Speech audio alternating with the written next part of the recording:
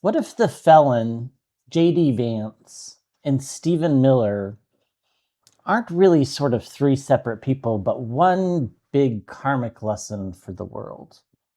Let's talk about it. Welcome to Scrying Out Loud. My name is Trevor. So in the spring of 2025, so about 16, 17 months ago, I made 3 videos. One on the past lives of Donald Trump, one on the past lives of J.D. Vance, and one on the past lives of Stephen Miller. And I want to revisit those. So I'm going to put those after this intro for you to look at. If you've seen them before, that's fine. If you haven't, because they are on my secondary channel, the Trevor's Tarot channel. I'll leave a link to that channel in the description if you're interested in more spiritual, karmic-y type of content. That's what that channel is about. So I want to start by asking the question, do the 3 of them appear to be karmically linked? What do we need to know about that? And then we'll look at whether, what the lesson is that we are supposed to learn from them in a karmic sense. So are the 3 of them karmically linked?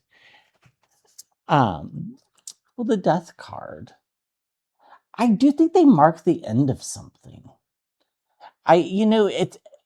There's several reasons why I decided to do this today. Normally I don't release videos on Sunday, and I didn't release the video yesterday because it was July 4th.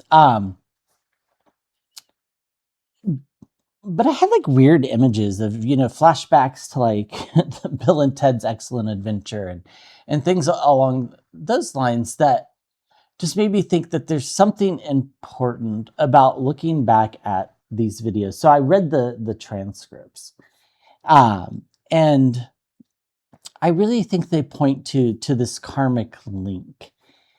And I think they mark the end of something big. And I think that's why we've got the Death card here. The consistency, and as we go through, I think I bring up 3 separate past lives for each of them, talk maybe a little bit about some more minor lives that I picked up on, but there's something very consistent about their soul paths. Now, each life is different, and each life has slightly different overtones to it, but all of them are kind of about abuse of power, about doing whatever you can to get ahead, to lie, to cheat, to steal. The Temperance card here, I do think they are karmically linked. I think this is to bring about a big ending and to bring into the future a more tempered climate. The 7 of Wands, defending themselves constantly. The current political environment, while awful and horrible, is definitely met with huge opposition. And I think this is important. The 4 of Wands, the people are here to pay attention. And they're noticing, and this is why they're highly unpopular. The 6 of Cups, the abuse of power, especially when it comes to things like Epstein, related ideas, when it comes to just not caring about the future in a way that we would think is thoughtful. The 10 of Swords, again, the ending. I think this is how they're karmically linked. And I think Netanyahu and Putin and others are also part of this big story. But, there's only so much that we can fit into this video, and it's going to be quite long. Of course, there'll be timestamps to help you navigate if you want to watch part of it and take a break. The Lover's card, it's about the choices that they've made in a similar fashion, where I think one of the big themes of today is the felon putting, nobody in front of himself. We're all second fiddle to whatever he's wanting. And Stephen Miller and J.D. Vance are, trying to win approval in some sense. Yet they're willing to do really dark stuff to get there. And in Vance's case, it's more slimy, sneaky, lying about who he is. And I think you'll find that these past lives sort of point to that too. The Five of Swords, I think this is the combination of all the wounds of the past coming together, and the three of them and others like Putin and Netanyahu, that really brings about a big ending for the people. And their souls are already wounded. This is why they are the way that they are. The Ten of Swords, the ending is going to be big, and it brings about something good for the people that's a little bit more tempered. The Temperance card here.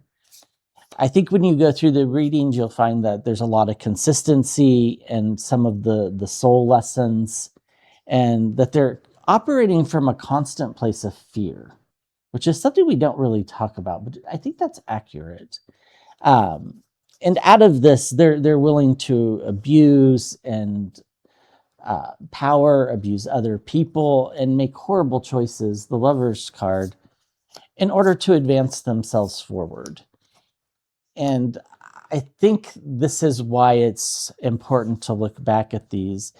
The Magician card, everything is now out on the table, so to speak. Like, this is, I don't think this is necessarily their last incarnation, but I think this is the last incarnation where they are successful.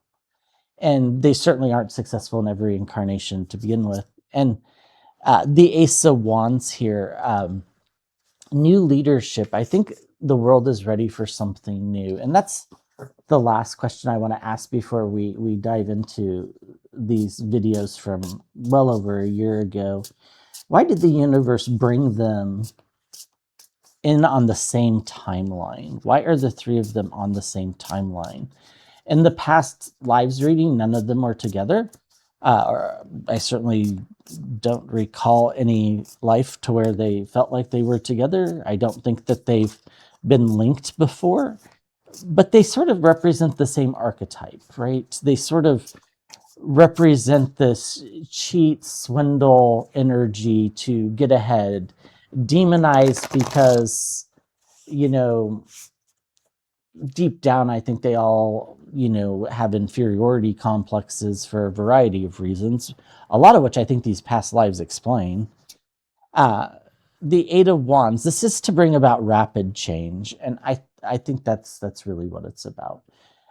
Humanity is going to take a drastic turn for a more sort of peaceful existence. And I hope I'm right. Now, I don't think this is, when I say sudden, of course, we're talking millennia of human existence, so this could take quite a while, but I do think it is somewhat quick. It's inevitable to move us forward and to bring us together as a global society. And the Page of Cups here, bombshells and surprises, it's almost like they had to shake things up so badly that the whole world is paying attention. Think about the attention the felon gets. I'm willing to bet that name recognition on the planet is probably 90% or more. And it's not because he's good. So, I think this is the big bombshell. I think humanity's been stuck to this point. Think about all the parallels of this time period with the fall of the Roman Empire, even, World War II parallels, parallels to the Nixon administration, the Warren G. Harding cabinet. There's a ton of historical parallels. And so humanity's kind of been stuck in these cycles. And I think this kind of gets us out of it. The Seven of Cups, if we can take grasp of this energy that's going to happen, I think this is what happens. The King of Cups, emotional mastery, empathy, really trying to understand one another. Rather than, the Democrats, they're a bunch of communists.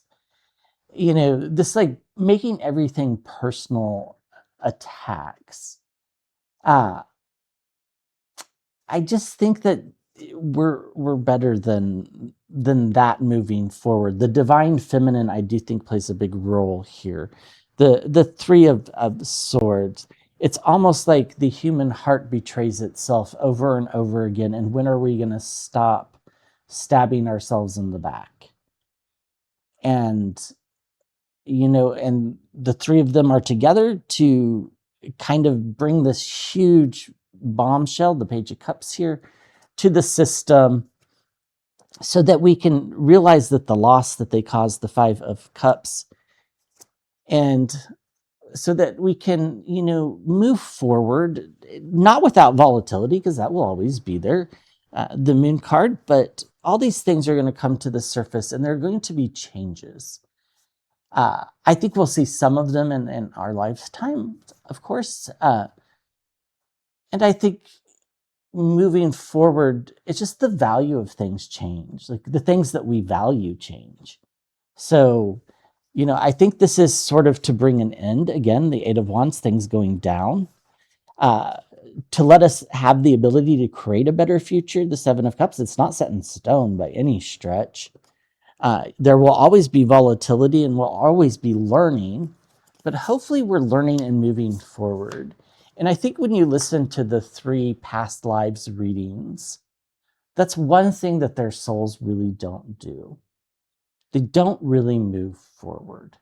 And I think that's the biggest lesson here that we're supposed to take away from them being in this timeline, is that we must move forward. Otherwise, it's, just different names and different atrocities. I think this is a way of telling humanity to stop stabbing themselves in the back and think about all the possibilities.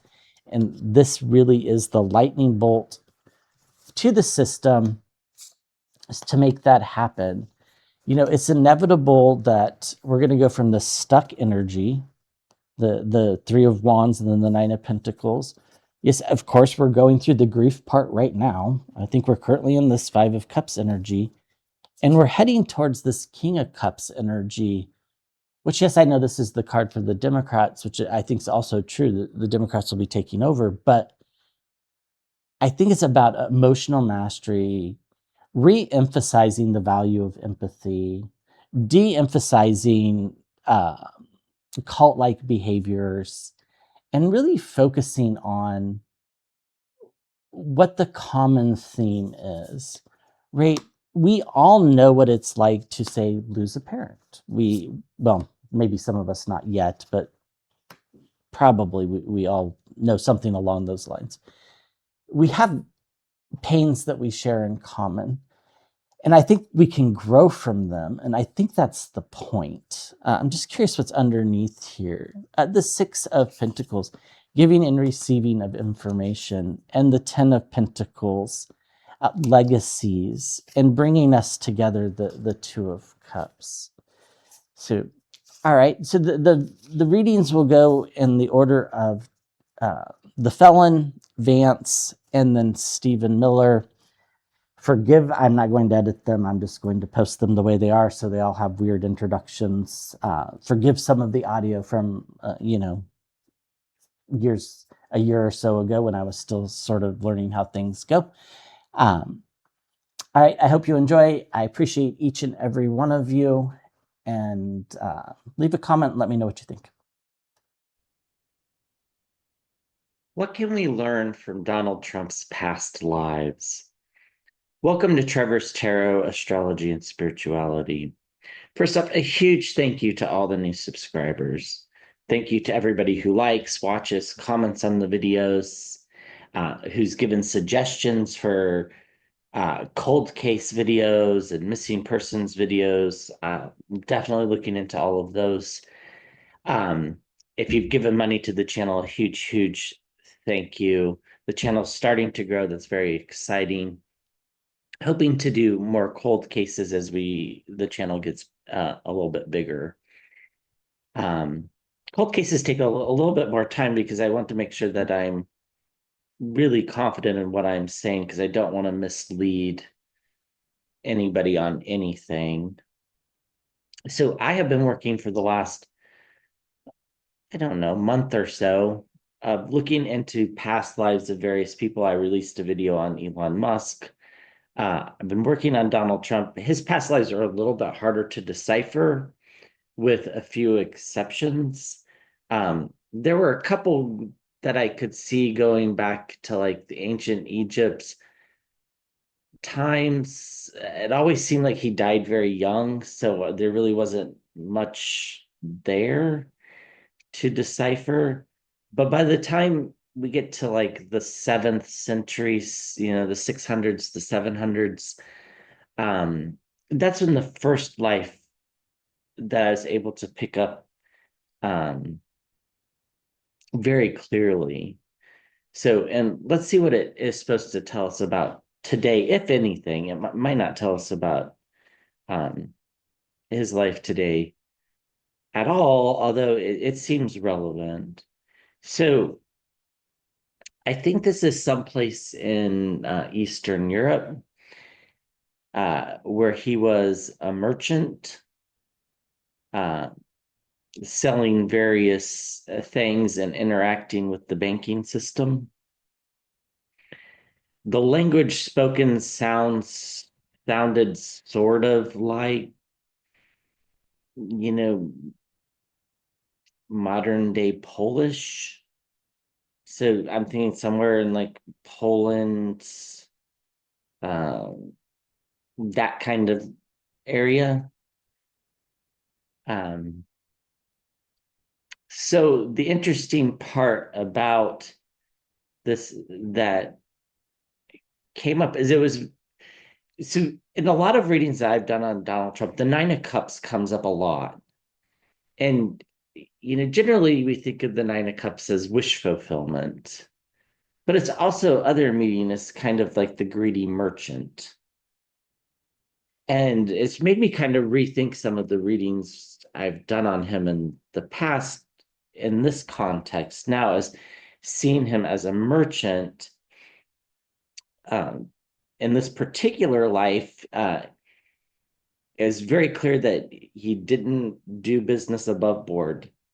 Um, Looked like he probably took bribes, maybe used bribes uh, to get away with like bribing, people who would have been enforcing the laws in order to take money from people that were buying goods from him without delivering the actual goods that were promised. This ultimately did catch up with him, uh, and it looked like he was convicted twice for theft, I would guess. Uh, the first conviction, the punishment was a branding where they took, and I could see this very vividly and I could smell it too, which was very disturbing. They took a hot iron and they stuck it on his ear and basically burned away one of his ears. It was essentially shriveled up and scabbed up and fell off. Um, the second time was a little bit more gruesome. Not that that wasn't gruesome because it was. The second time, they chopped off his right hand, and eventually this led to his developing some sort of like gangrene or something like that. He died shortly after that. So um, he was made to endure some public humiliation as well, as these both of these events took place in public. Um, so has that influenced his current life that he's living now? So his life as, we'll just call it the greedy merchant. Life as the greedy merchant in the 600s, 700s, somewhere, I think Eastern Europe. Is that influence his life today? And if so, how?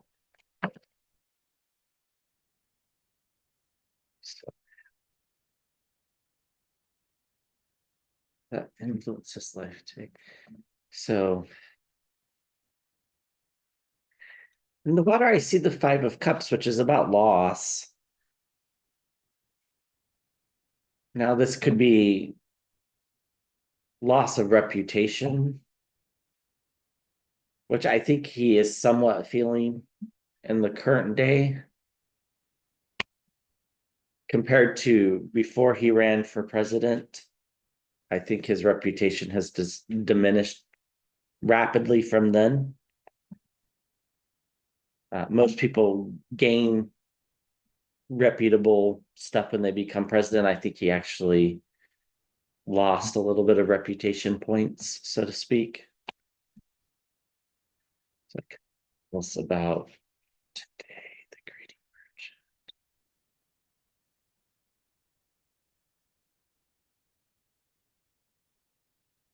Do you think this might be why he's so obsessed with his hands, his small hands?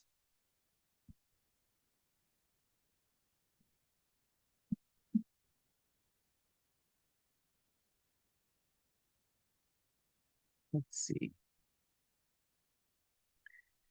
So we get the Queen of Cups, which is normally about empathy and feeling emotions and being really in charge of emotions.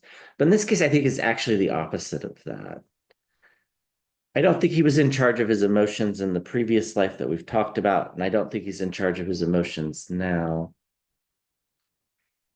Here's the Eight of Cups, walking away from things that don't serve him quickly. So quickly abandoning things. And I think that was the tale of the merchant in the 600, 700, 7th century, something like that. Um, when he couldn't make a profit legitly, he turned to trying to make a profit um, in other ways that were less legal, so to speak. And this is a theme in the second life that we're going to talk about as well. We get the Page of Wands. He was used to send a message in this previous life. And I think in this current iteration, he's also being used to send a message to the world. What that message is and how it's interpreted is up for questions. We get the Queen of Swords and the environment around. Um, he seems in the previous iteration to be quite logical about his thievery. I don't know that he is so much today, but I think when he was younger, he probably was more pragmatic about how he went about skirting the laws versus as he's been older and became president and Supreme Court said he has immunity against things. I think he's just become more blatant. So I don't think he learned the lesson. The center of the reading is families and reunions. And I think this is exactly right. I think these are the people that he chooses to use for personal gain. He chooses to prey upon people's fears. He chooses to prey upon people's wants and desires and never fulfills his end of the bargain of giving them what they're looking for. For example, in modern day, in this iteration, Trump University would be a great example of this, promising wealth and fortune, but didn't deliver anything. Um, and the iteration of that we're talking about from the 7th century or thereabouts, um, selling goods and services that promised something, although they didn't deliver anything. And I think that's ultimately why he was convicted of being a thief. With the Sun card and the environment around, he was caught in the previous iteration. Everything was showed, and it happened in public. It was very clear that he was publicly humiliated, uh, branded in public, hand cut off in public, people throwing things at him, spitting on him, everything you can think of happening in terms of public humiliation as a punishment was essentially done. And I think that's what the Sun card is about. Justice. He received justice then, and he's going to receive justice now.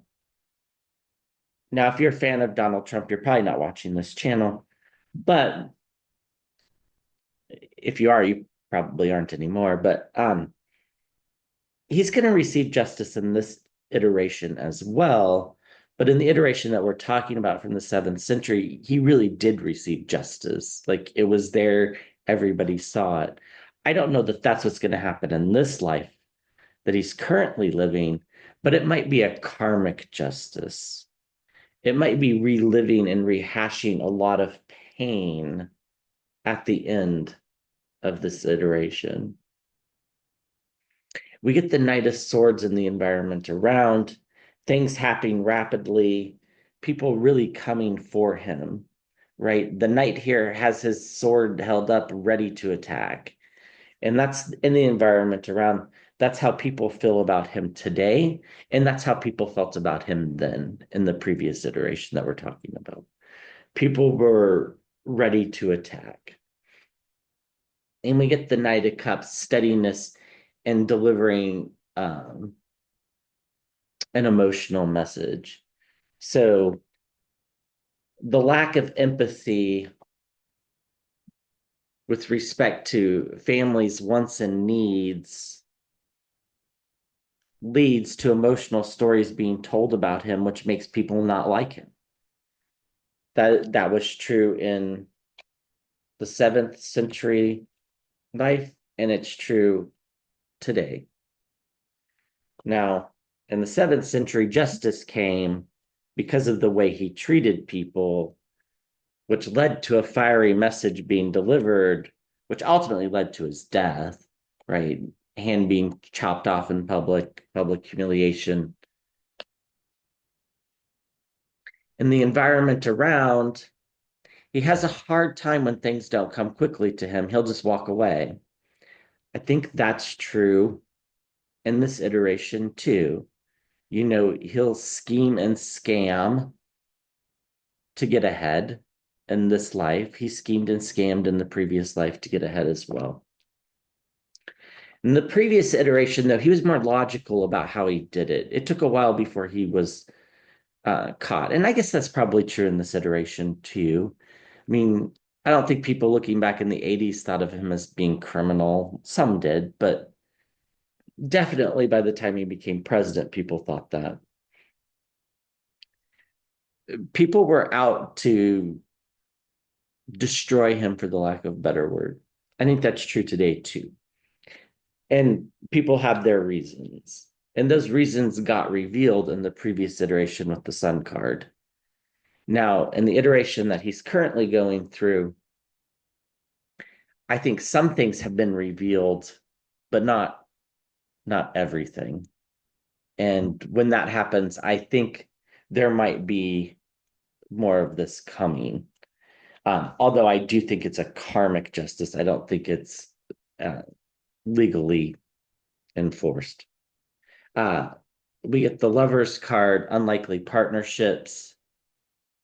That was true then and true now. We get the Chariot card. I think this is where he got used to the idea of being a criminal, taking advantage of families, children. Talked about this on my other channel before. The Chariot card seems to be representing human trafficking, like what they're doing with the deportations in the United States, which I don't think you can call anything but human trafficking. Now, of course, there's other connotations to human trafficking. I'll let your imagination go on that one. We get the Emperor, the card for the presidency, abuse of power, makes perfect sense. Then things coming to the surface is what happened in the 7th century. He was found out, and then the burdens were born and he had to carry them, which ultimately led to his death. Why was he killed? He was killed because he was the greedy merchant. He was the thief, the Nine of Cups. So it makes perfect sense. Uh, it's interesting how tarot works that way with the Nine of Cups coming up.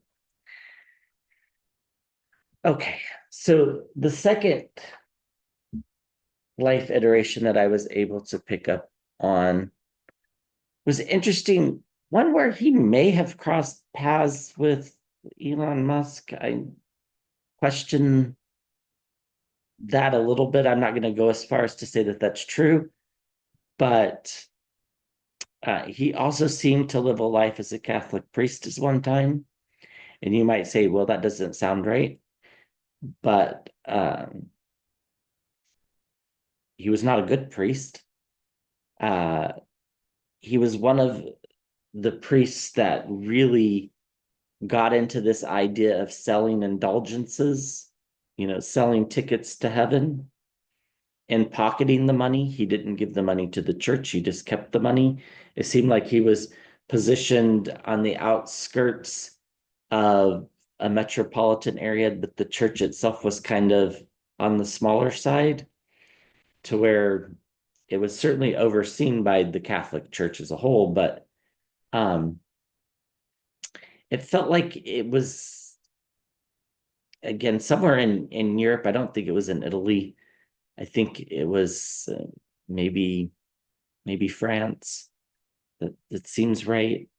Um, but positioned near a big city to where it wouldn't have been hard to travel to the city. So he's selling indulgences, taking advantage of families, promising that their dead ones would get into heaven if you just bought this indulgence. Um, you could go sin as long as you pay for this indulgence. Um, and he needed the money because he was using the money in this life basically almost exclusively on, cover your ears if you don't want to hear this word, prostitution. So here he is selling these indulgences. He wasn't celibate. He was paying for prostitutes. I don't know any nicer way to say that, so I'm sorry if that's offensive. I don't certainly mean it that. I just mean to convey the facts as I see them. Now, he died young in this life too, like in the 30s, maybe early 40s. I don't think quite that old. Um, and it felt like because I could feel it. It felt like a heart issue. And because I could see his hands, and I wonder if this is not why his hands are such a big deal to him. His hands are covered in like a rash. Um, I'm not a medical doctor, but I wondered if this wasn't, and maybe somebody knows more about this than me. I wondered if maybe this wasn't like uh, an STD or syphilis. I know syphilis can affect your heart. I know it can cause rashes, but I thought the rashes kind of happened early on. And like, if you died from syphilis, it was like 10, 15 years after you contracted it, which I guess would kind of fit the time bill. I'm not sure if it can cause heart attacks, but that's what it felt like. So, what should we learn from this iteration of his life? So, uh, priest for the position and power only had nothing to do with wanting to help people, just like the greedy merchant. This seems to be a common theme on the lives I've picked up. Right. Should we know about this iteration of his soul? His Soul is good, as he told us.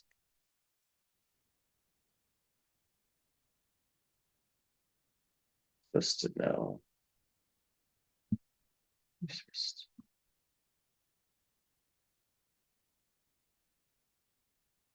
Yeah, it's an odd image in the scrying bowl. It's the Hierophant card, but it's like somebody threw a bunch of ink on it.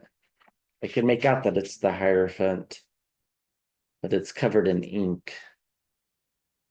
I'm not sure. I guess the representation might be like spitting in the face of God or spitting in the face of the church or um defaming the Pope, maybe something along those lines.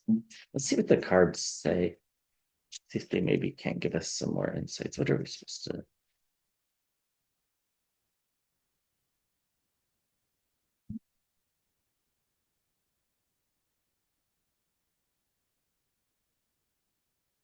I just heard the phrase "I alone can fix it," which I know he said during one of his presidential runs. But I wonder if he wasn't saying that in this iteration, like, "Oh, your son died and isn't probably going to heaven, but I and I alone can fix it if you buy this indulgence." Hmm. Let's see what the cards say. We get the Empress card. It's interesting. So that could be about fertility. It could be about the mother. It could be about the unborn in this case. Lots of romantic partnerships in the surrounding energies or the environment around. I think this is true of his life in this current iteration, right? I think he's had his fair number of romantic partnerships. Lots of anxiety about that. That's interesting. Let's keep going. I think the anxiety is about his soul, which is interesting. The Three of Pentacles circles of support around money. I think he had some other priests in the region that were also selling indulgences. I don't think he was the only one. Guardrails are at the center of the reading. In particular, him not following the guardrails, him not playing by the rules, I think is what this is going to end up being. With the devil and the environment around, abusing power, mis and disinformation, trickery, thievery, betrayal, that type of energy. With the Eight of Swords, being confined, feeling trapped, isolated and alone. We get the Four of Swords, ill health. I think this is the syphilis. And we get the Ten of Wands, really heavy burdens. So I think this actually is representing uh, fertility and something might have happened with regards to this in the iteration as the priest, which might have led to some what's the word? Him doing some things that would probably seem fairly regrettable to most of us. So I just wonder if he didn't get somebody uh, pregnant and then basically sent them away. That's what I'm getting. I guess, yeah. I think being a priest felt very confining, so therefore he thought he could break the rules, but that caused him a lot of anxiety. And I think that's exactly what's going on now. I think he has a lot of anxiety.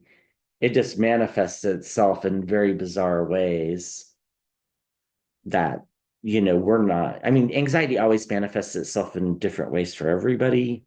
You know, some people have nervous tics, some people talk too much, some people ramble, like he kind of rambles. He calls it the weave. That's like could be a sign of anxiety. In the environment around, he had partners that he was corrupt with, similar to today. And he had a lot of romantic relationships.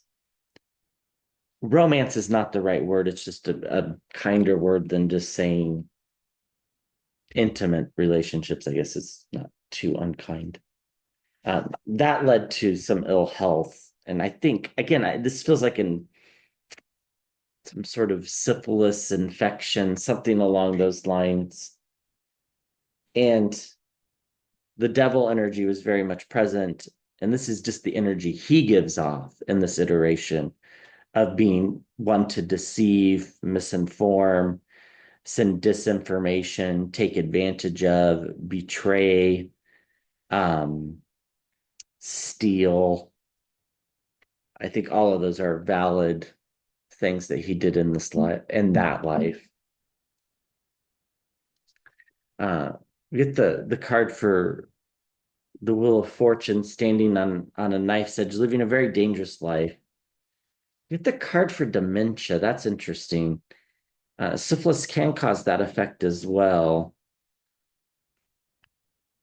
And people did eventually figure out the truth about him. I do think when he died, he was not respected. He might have even been defrocked. I didn't pick that up exactly when I was scrying, but it feels like it was known towards the end that he was doing these things. And they weren't exactly frowned upon. What was frowned upon was not giving the money to the church, or at least a portion of it to the church. So, okay. So that was the second iteration I was able to pick up on. This last iteration is somewhat recent in the uh, early 1800s.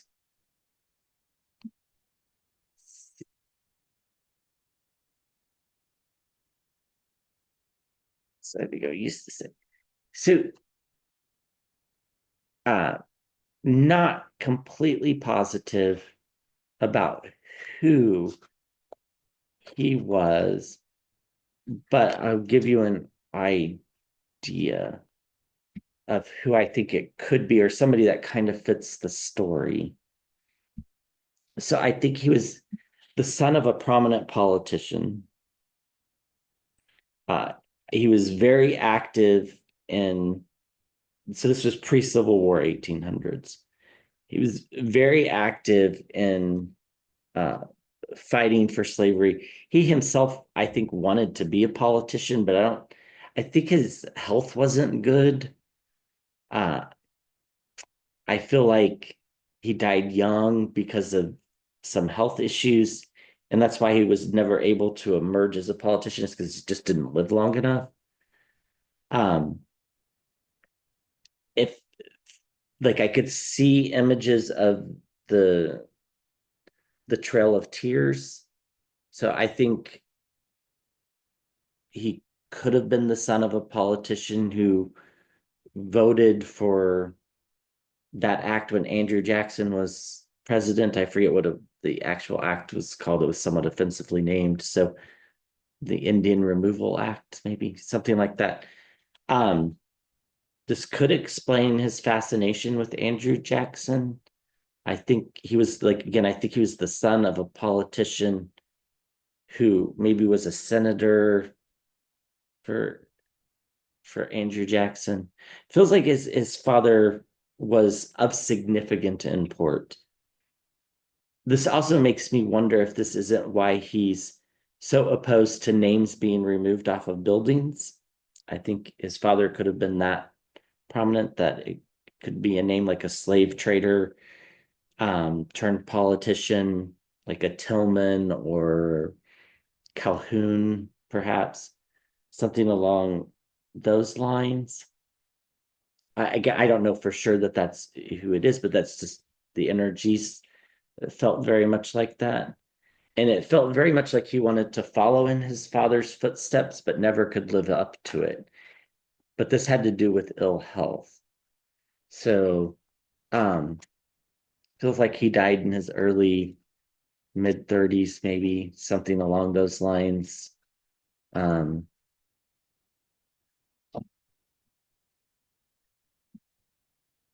yeah. Okay. So what do we need to know about this iteration?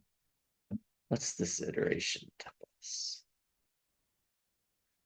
And then we'll ask what we need to know about the current iteration. What's this iteration?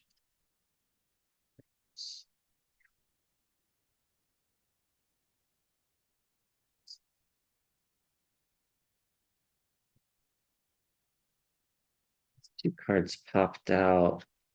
The Seven of Cups, illusion and delusion, and the Ten of Wands, really heavy burdens. I'm just going to lay those to the side.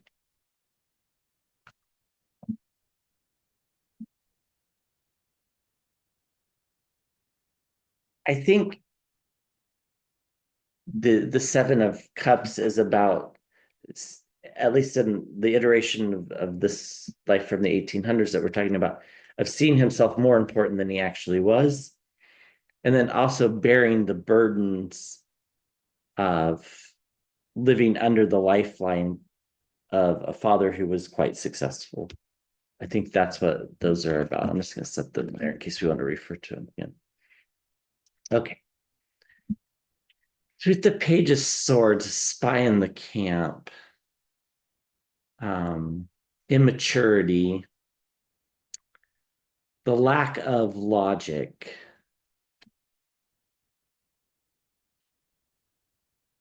We get the Two of Swords and the environment around having to make choices. You know, in this case, the depiction is juggling knives, right? They're swords, but get the Four of Pentacles, financial stability. I do feel like there were he was not worried about money in this iteration. We get the Ten of Swords, complete and utter downfall, the end of a dark cycle. The center of the reading, we get the Nine of Wands again, guardrails. In this case, again, I think this is about breaking guardrails, not following the guardrails. We get the Empress as well in the environment around. I guess the Empress was up here last time. We get the King of Pentacles. This is sometimes my card for him in modern times. The rich man, the King of Pentacles. Repayments of loans and debts or trades. I feel like this is slave trading. I think he was very much involved in that. And we get the Five of Cups, loss. So his immaturity in that iteration, breaking guardrails, led to loss, or in this case, death. So he very well might have died of of some sort of sexually transmitted disease, or got into fight maybe and was, suffered a wound that became infected, something along those lines. And that's how he died so young. Um, Not sure. He was quite wealthy, or at least his father was, which meant that he could afford to break guardrails, didn't have to worry about consequences. And that allowed a lot of stability in his life, which allowed him to do a lot of different things that a lot of people wouldn't get to do. So I think he got to run businesses without any um, putting any money into it himself. Like his father just set him up. So some bad choices, though. Looks like it involves women again. Uh, Perhaps prostitution again. Uh, Leads to the ultimate downfall, being stabbed in the back, the end of the iteration. So I'm not sure how he died as a priest. It felt like a heart attack, but it could have been somebody taking him out with some poison as well. You never know. Feels like in this iteration, like he wasn't murdered per se, but he had a wound inflicted that gets infected and then dies. But yeah, it's like they wanted his head, the Seven of Swords, the thieving, the trickery. I don't know if this had to do with women or if this had to do with um, business. It feels more like adultery to me, which caused judgment to be passed. And then we get the Queen of Pentacles. He just played with the wrong person. Uh, and that's what led to the downfall here. But still, I think he was very much involved in the slave trade. That's what it feels like. And the idealization of Andrew Jackson, who I don't know how anybody can idealize Andrew Jackson if you actually read about Andrew Jackson. Um, I think it's because his father in this iteration was somebody who worked closely.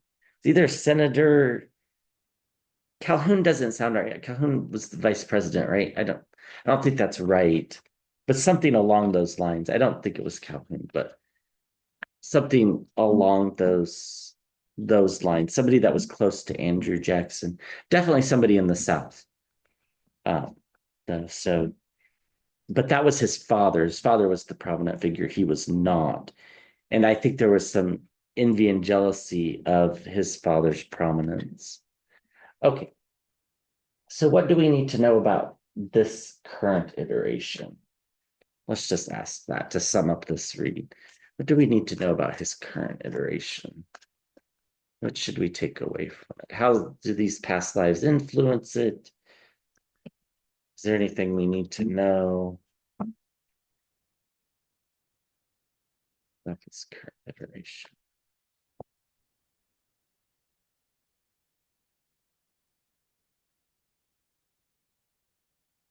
Six of Pentacles, very clear in the water.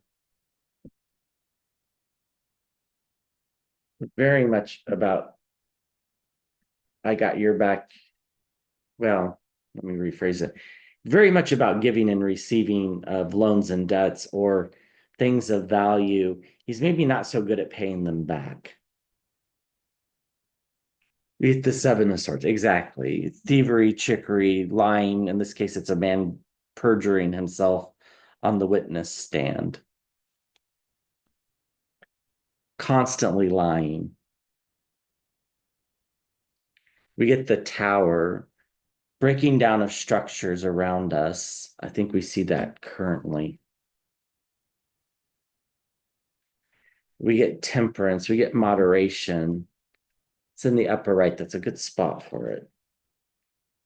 You get the Nine of Pentacles, having everything you need financially, not needing to worry in the environment around. At the center of the reading, we get the Six of Wands, victory.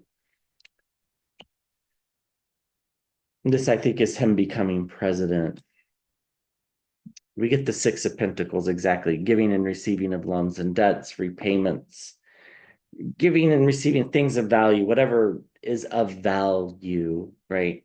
After a certain point, when you're super rich, I don't think money is the things that are of value anymore. But I could be wrong about that because I have no idea what it means to be super rich. The Three of Pentacles, circles of support around money. This makes a lot of sense. The Eight of Pentacles, the Apprentice card. If one plan doesn't work, try another. and the Three of Cups, circles of support and celebrations. Okay. So through his lies and his deceit, he was able to achieve things, success in business, perhaps, fraudulently, most likely, success in becoming a successful politician, whatever your definition of success is, but at least getting into the White House. And then we have the Three of Cups, circles of support and celebration around that. And it's three people. Those three people, I think, are Putin and Musk. The Three of Pentacles, circles of support around money. Again, feels like Putin, Musk, and him. Helped to get him to victory, which kept his life moderate. Rather than being like in the first iteration of the greedy merchant, when he gets his hand cut off and dies from an infection, or the second iteration where he dies of syphilis, or the third iteration where he possibly dies from, a wound inflicted by somebody else. Here he gets saved, so to speak, with temperance. So not as good as I was hoping it was going to be, but that makes sense. And the environment around, he's tearing down structures such as laws, not following the law, uh, threatening democracy, threatening other countries, tearing down social norms. Why? Because he's always had everything that he needed. He doesn't care. It's pretty much that simple. And he's going to do whatever he needs to do to get what he wants, because if one plan doesn't work, he's going to try another. And he's not above taking money from others to help himself, even if he has money or things of value, whatever they might be. So I think that explains his current life.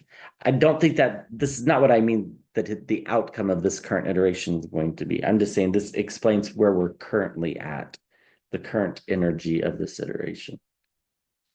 Um, Underneath, we get the Five of Wands, fighting, frustration, protests, certainly explains what's going on. The Ten of Wands, he feels some pretty heavy burdens. There's things behind the scenes that we don't know about. With the High Priestess, the Two of Pentacles probably involves foreign governments and money. And yeah, so I think that pretty much explains his current situation pretty accurately, and explains how everything was influenced by some of the things from the previous lives. Not everything, but a lot of it certainly is there. Anyhow, all right. Thank you for watching. I'll be back with another video soon. Let's look at the past lives of JD Vance. Welcome to Trevor's Tarot, Astrology, and Spirituality. First off, a huge thank you to everybody who's subscribed to the channel. Thank you for liking, watching, commenting on the videos, sharing the videos, promoting the channel on other channels, doing everything you do to help the channel grow. A huge, huge thank you. If you've given money to the channel through the Buy Me Coffee, Venmo, Super Thanks, a huge, huge thank you. It's very, very much appreciated. Okay, so this video has taken me probably 3 to 4 weeks to kind of put together. So JD Vance has an energy that's not mysterious, but kind of hard to tap into, I guess. Like his present day self is somewhat predictable in its unpredictability in some ways, if that makes sense. As far as past lives, I have 3 I'll tell you about. I picked up a few more, but they didn't really have they didn't seem that significant. So we'll look at the past lives. We'll see how they're unpacking his current iteration, which is him as the setting vice president. And we'll kind of go in what I think is the chronological order, but I'm not quite sure about some of these uh, dates. So the the first one I think takes place in like maybe the 200s, 300s BC area in India. Um, and in this iteration, uh, he was born either intersexed, um, or, I think a more derogatory term is hermaphrodite, uh, whichever term you want to use it. I think he had external genitalia of kind of both sexes, which is slightly unusual. Usually it's kind of an internal and external might not match, but usually both externals aren't present. And in this iteration, of course, they're, completely outcast um, as soon as they reached like the puberty stage of life, and then survived basically being, a sex worker, and had a pretty horrible life experience. But I'm curious how this shapes the current day thinking, especially with all the weird statements about gender going on in the United States and the misrepresentations about gender. Um, how does this did this maybe influence that in his current iteration? Uh, so yeah, it was a pretty awful thing. I think they lived to maybe, you know, 15, 16, and then were killed. Um, but survived as essentially a sex worker. Okay, what do we need to know about this iteration and how it relates to the current day JD Vance?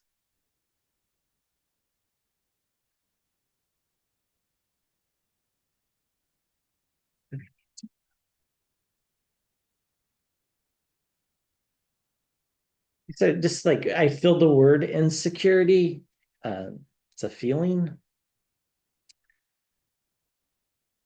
I think this explains a lot of his insecurities about his masculinity, or his need to express it outwardly. Like I don't know if you've ever seen a picture of him clean shaven. He's, you know, looks completely different.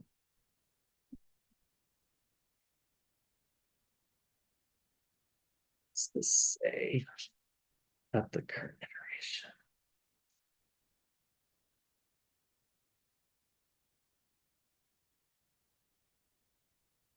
I also think this iteration made him kind of untrusting of parental units.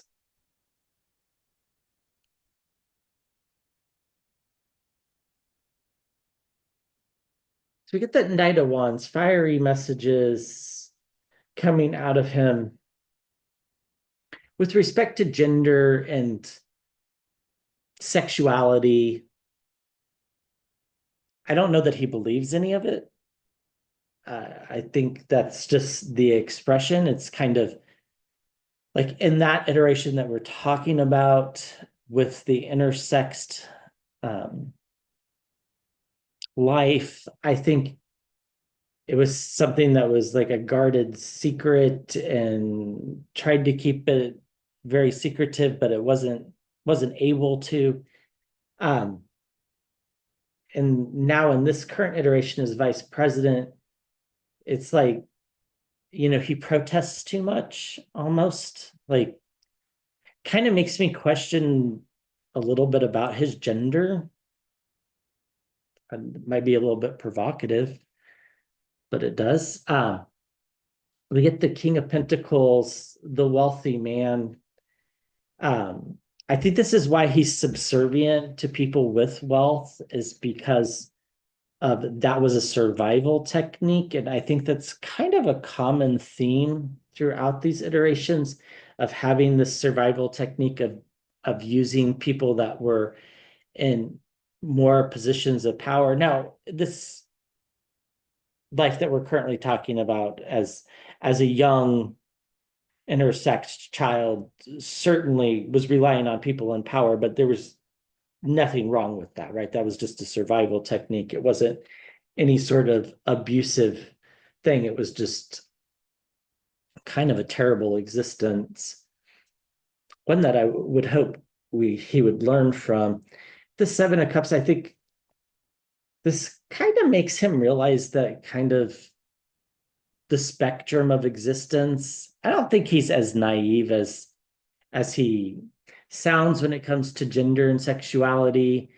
I think he's very well versed in all of those things. He's had transgendered friends, for example, that have done interviews. I think it's just, he's an opportunist in this particular life. It's like all these past lives were converging to this one. Well, when we get into the other two, I think you'll see what I mean by that. And yeah, at the center, he has a deep sense of loss. Like, he knows what it is to have zero control over life. And I think he, in some instances, as a child, in this iteration, that's probably true as well. And so he has this deep sense of loss. He just doesn't empathize with it currently. Now, he's still quite young. He's not even 40. He might later empathize with it. He might not. He might just be a a jerk, for the last lack of a better word, his whole life. We'll just have to see. We get the Six of Swords. Uh, I do think this propelled him forward spiritually in his understanding of existence, and how it's not so cut and clear, black and white. Uh, how people have to do things that they don't want to have to do to survive. In this case, as a young person, you know, it felt pretty horrible. We get the King of Cups, or yeah, King of Cups. Um, one would hope this would make him more of an emotional leader, one that's a little bit more empathetic. Uh, doesn't seem to have so far. So we'll see. The Nine of Swords. I think he suffers from anxiety. I think it's like a past life trauma almost.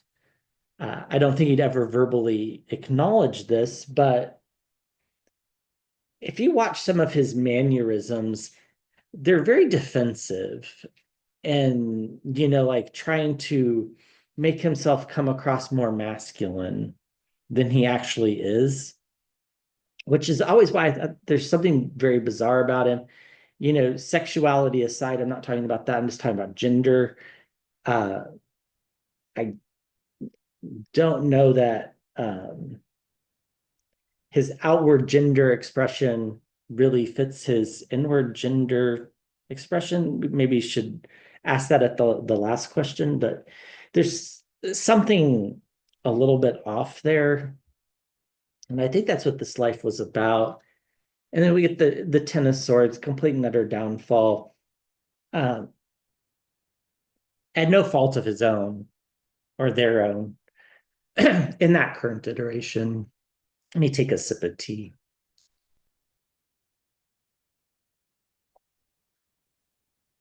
Okay, so it's like the fiery messages that were thrown at them during this first iteration that we're talking about.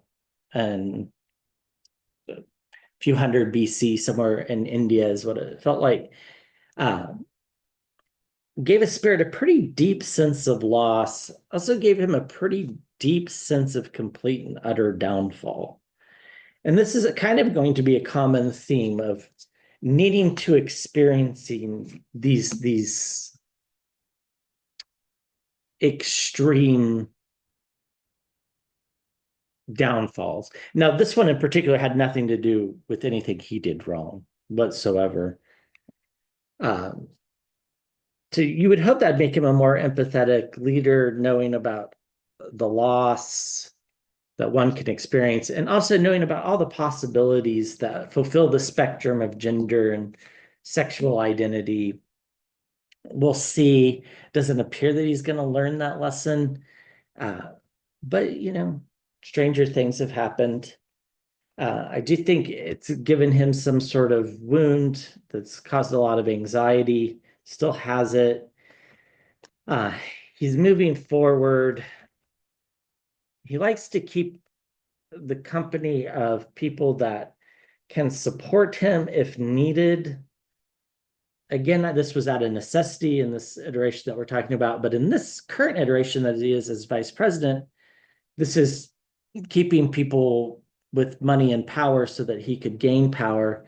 And I feel like all these lives will find are converging onto one point, which is the current life. But um, yeah, this is a very sad life. There's just too much on the plate, couldn't handle it.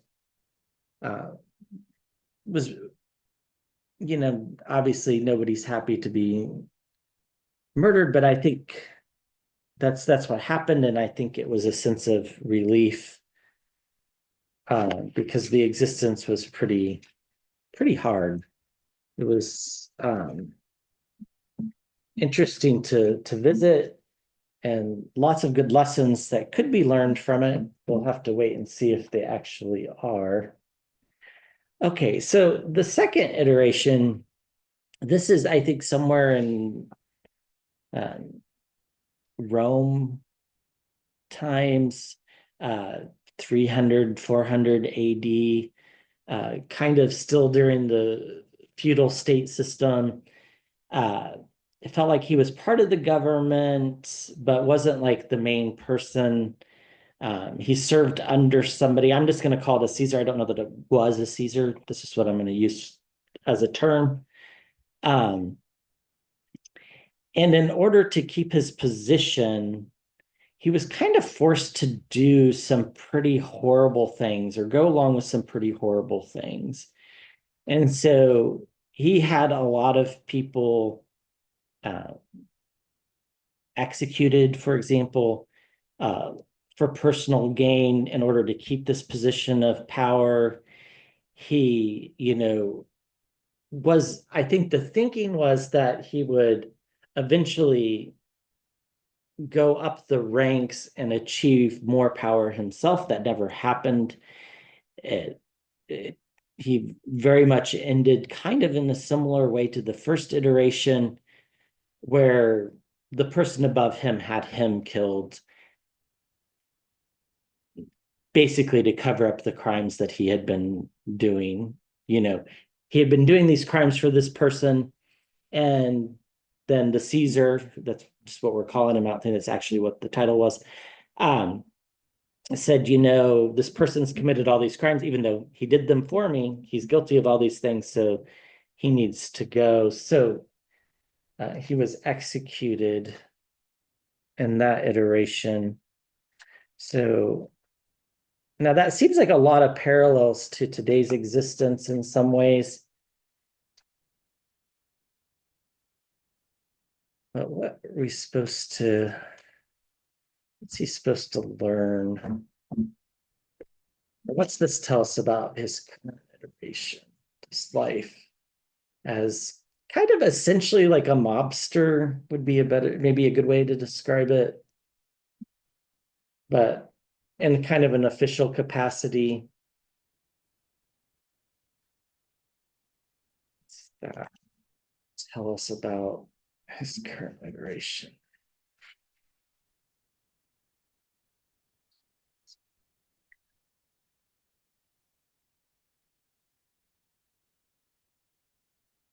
So in this iteration, I don't think he was ever married. I don't know that that's relevant necessarily, but it was like he was solely invested in gaining power and doing whatever he was told to do to try to get that.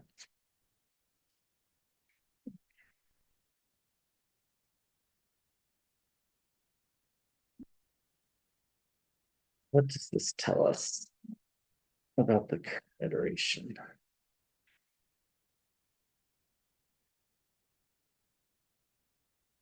Yeah, I think you'll like if we ever really knew him, I think we'd find that he's not a very trusting person, which might seem counterintuitive to the way he acts, but I think that's true.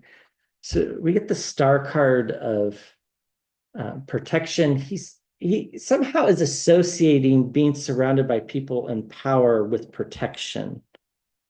And he never learned that from this iteration that we're talking about, where he was underneath the Caesar and committing these crimes and then was executed. Like that certainly did not provide him protection, but he somehow associates people with power or people with money as protectors. This is a lesson I think he's going to have to learn.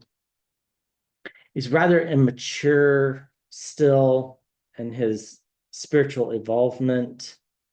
Like, I don't think he's learned a lot from this life that we're talking about currently. Again, the Ten of Swords. This is surprising. I wouldn't be surprised if we pull it up in all four readings. Complete and utter downfall. That's how most of the three lives that we're going to talk about basically ended. Walking away from things that no longer serve us, that's in his energy field. He has the ability to walk away from things that don't serve him, such as the current president of the United States. I don't know that he has the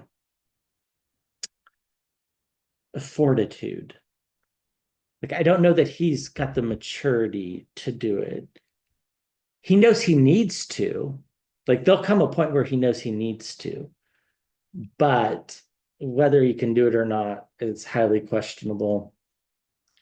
Again, bringing forward messages of an emotional nature is at the center of the reading.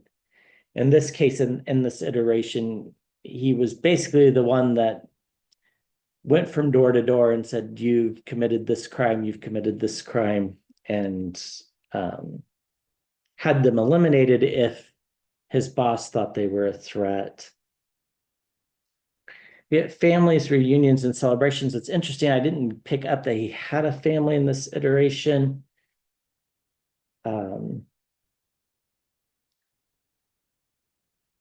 It could be this iteration that made him decide to come back with families, because he has families in the next one that we're going to talk about and in the current one.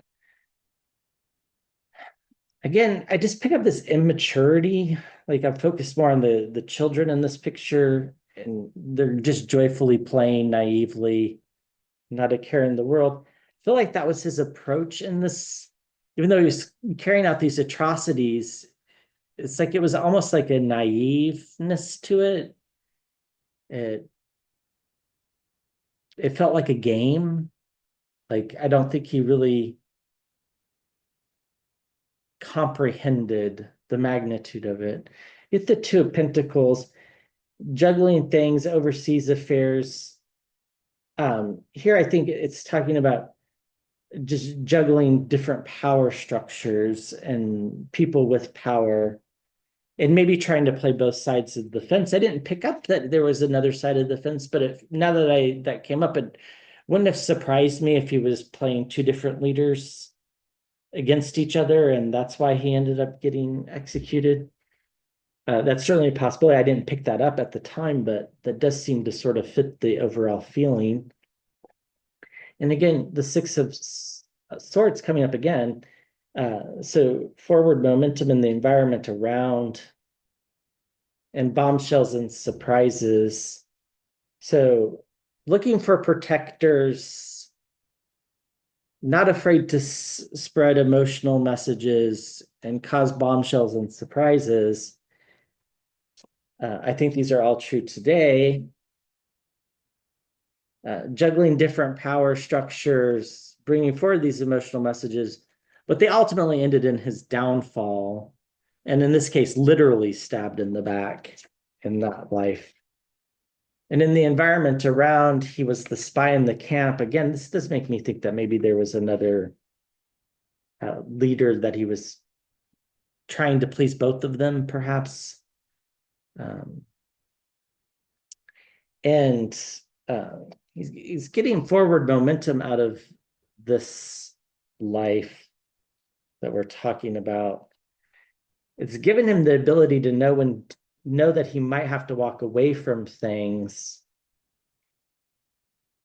and realizing that family might be something he's interested in.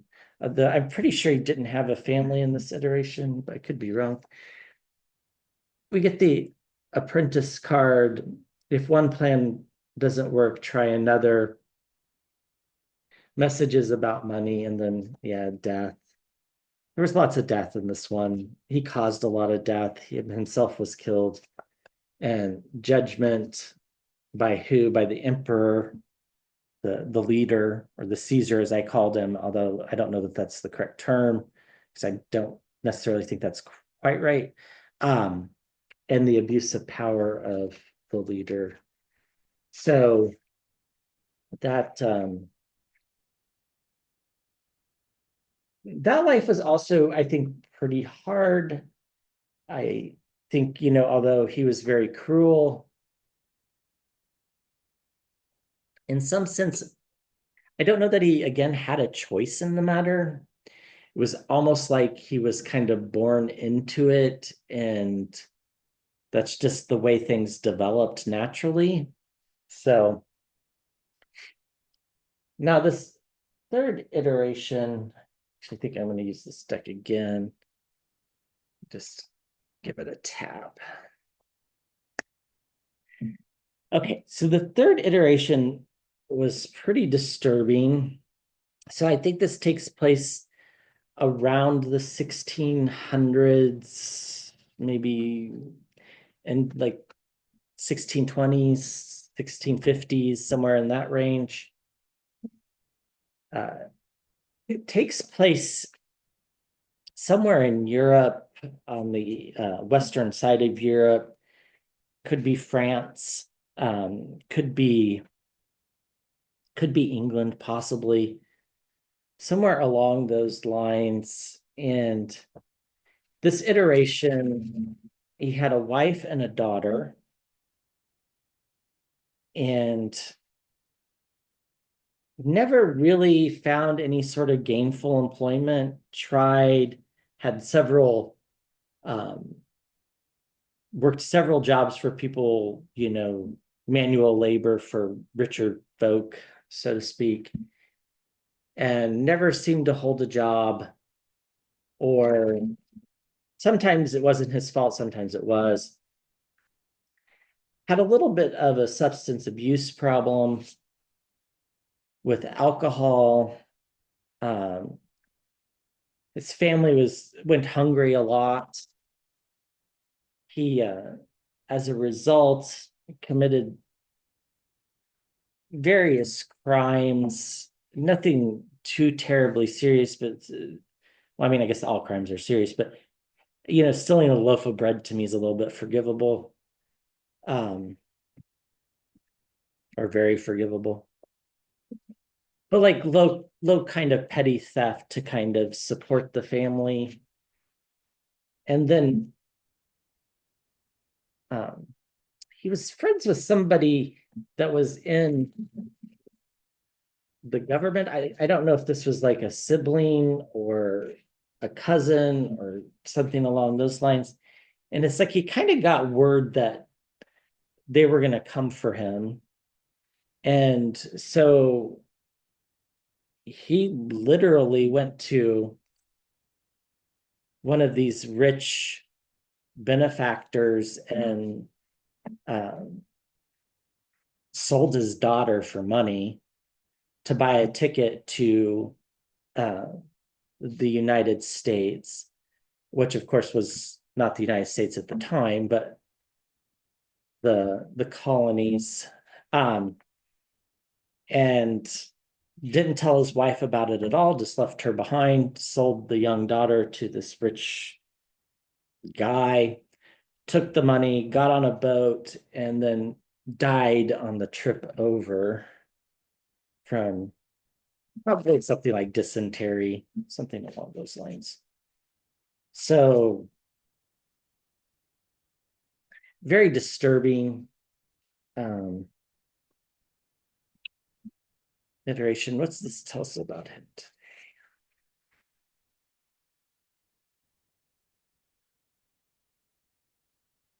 Again, the common theme is this wanting, this idea that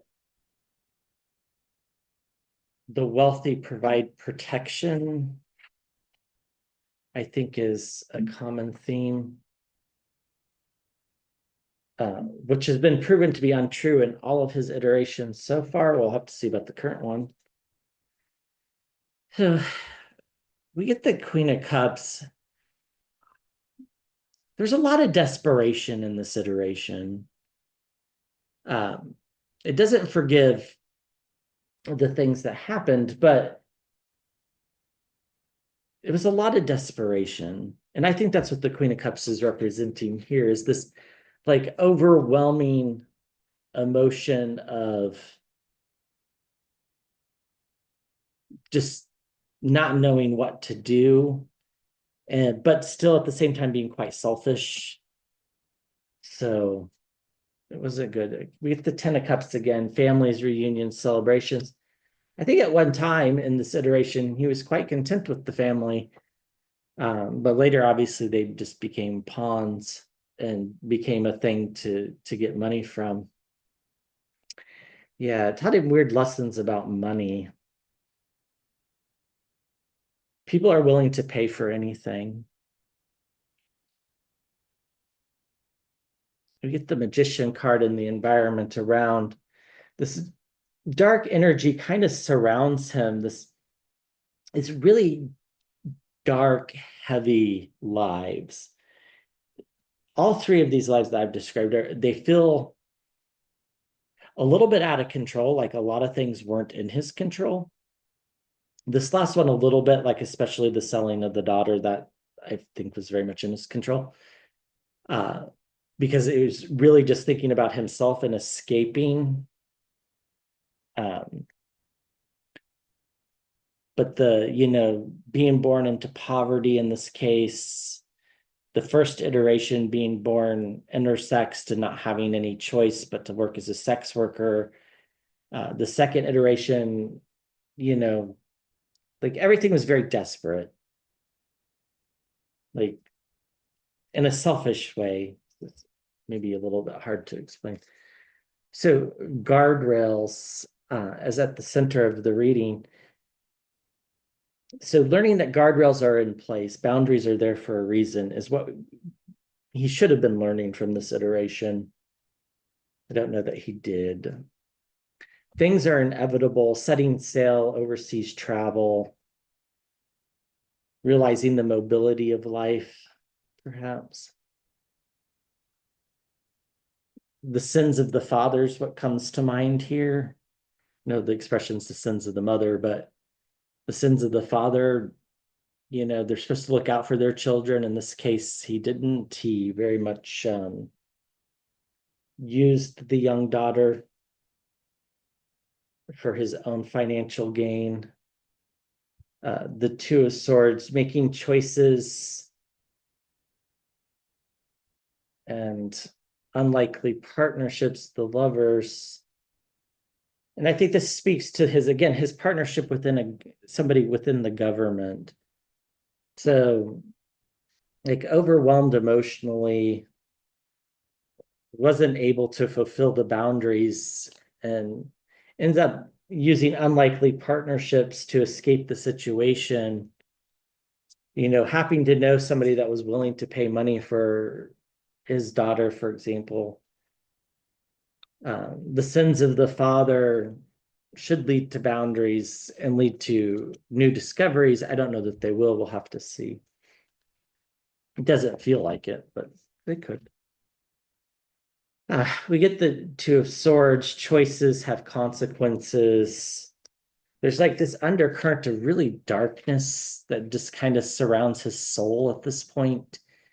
Um, it's like he wants to suffer, which is a little bit scary. Like he wants that.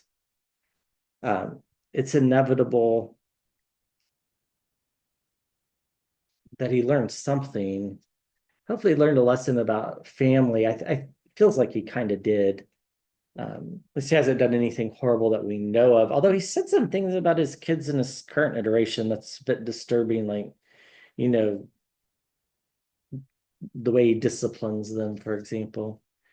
We get a temperance, and then we get the wealthy man and surprising new beginnings. So again, this kind of obsession with surrounding himself with, like, thinking that people that have wealth and power are going to protect him seems to be a common theme. In the first iteration, it seemed to be a survival technique, but in the other two, it almost felt like a fallacy that he was supposed to learn, but he didn't learn. All right, so let's just ask what we should know about his current iteration and how this relates to the three that we've talked about. What should we know about the current iteration?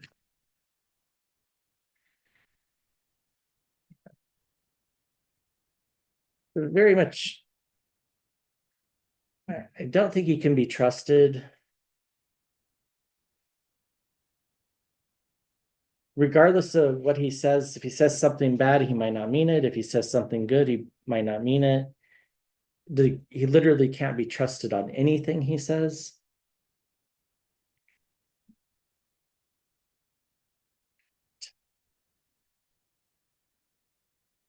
Yeah, I think there's some gender confusion there, for entertainment purposes only. I'm not talking about sexuality. I think there's some flaws there in his identity, but it feels like, and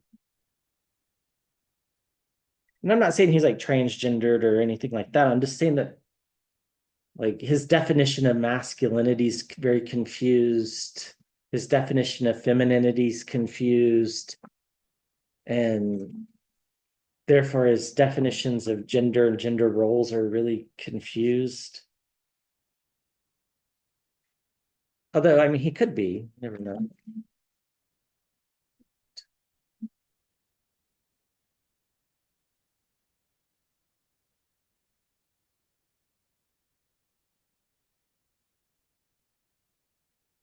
I think again, he thinks that rich and powerful people can protect him. I think he might discover that is not the case again. He has the ability to walk away from this idea that rich and powerful people are protecting him. He knows that it's not true, right? Like, intellectually, I think he knows, and I think his soul knows on an ethereal level, but whether he can actually pull the string when the time comes to walk away from a situation is a different story. Again, the Queen of Cups, um, just a lot of despair. Like, I don't think he's a very happy individual. He doesn't come across as one. He kind of comes across as angry. At least to me. Wow, the Ten of Swords in the same spot. Complete and utter downfall. So I wouldn't be surprised if they appeared in all four readings. And I don't remember if they did in the last one. I don't think they did, but um, three of the four. Complete and utter downfall. We'll get more clarification of that. Surrounding himself again, circles of support and money, surrounding himself with rich people in an attempt to stay safe, but it's like an ill-fated notion, right? Because we get ill health at the center of the reading. This could be ill mental health. It could be ill physical health. I don't know of anything. I've not picked anything up about that. I definitely have picked up that there's some mental health issues. Um, Nothing that seems to be extraordinary beyond, the normal person, but definitely some confusion about gender. The King of Cups and the environment around, very much wanting to be seen as an empathetic person, um, but will never be seen that way. Again, wealth and prosperity, everything he thinks he wants and needs, turns out won't work. We get the King of Pentacles, the rich man. This is sometimes my card for the President of the United States. In the environment around, again, surrounding himself with these rich, powerful people, and then fiery new leadership or fiery new career in this case. So he had the ability to walk away from these rich and powerful people. He chose not to. He chose to take their money because it's kind of a mental illness in a sense. And that led him to his current position of vice president. That's what the Ace of Wands is all about. Again, surrounding himself with wealth and prosperity is ill health. And I feel fairly that this is correct, that this is going to lead to his complete and utter downfall. We'll have to wait and see. In the environment around, we have the President of the United States. He wishes, though, he was seen as somebody who had empathy.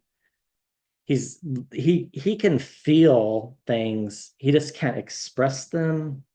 And so instead, he chooses to surround himself with money, in an attempt to mask what's really going on.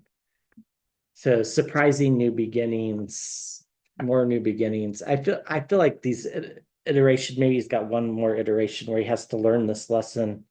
We'll see. It's possible he learns it this life. It's possible. Doesn't seem like it, but it's possible. So yeah, definitely a sad, um, some sad lives. And that's the current energy that, like I said, it's like predictable in its unpredictableness. It's like bipolar kind of highs and lows and all sorts of mixed emotions. So, all right. Thanks for watching. I'll be back with another video soon. Let's look into the past lives of Stephen Miller. Welcome to Trevor's Tarot, Astrology, and Spirituality. First off, a huge thank you to all the new subscribers. Thank you to everybody who likes, watches, comments on the videos. Thank you for promoting the channel in any which way that you promote the channel, whether it's by liking, watching, sharing, or talking with people on social media. So Stephen Miller, this is a tough energy to deal with. But several of you have asked about this. So I was able to get a few past lives. One, I think specifically, that I feel fairly confident in naming. And two that I don't really have names, but have kind of the general gist of what was going on. I think overall the theme for Mr. Miller is like this repeated loop of lives where he's trying to gain like ultimate authority, really seeking out kind of like ultimate power, pushing basically his own agenda as if it were religious doctrine. This seems to be a theme for him. He seems to also be in this group of people like Elon Musk and Donald Trump that just don't seem to learn from the experiences what they're supposed to learn, so they end up repeating them. Um, so let's look at it. So the first iteration goes back to about, I don't know, 300 AD, somewhere in that range.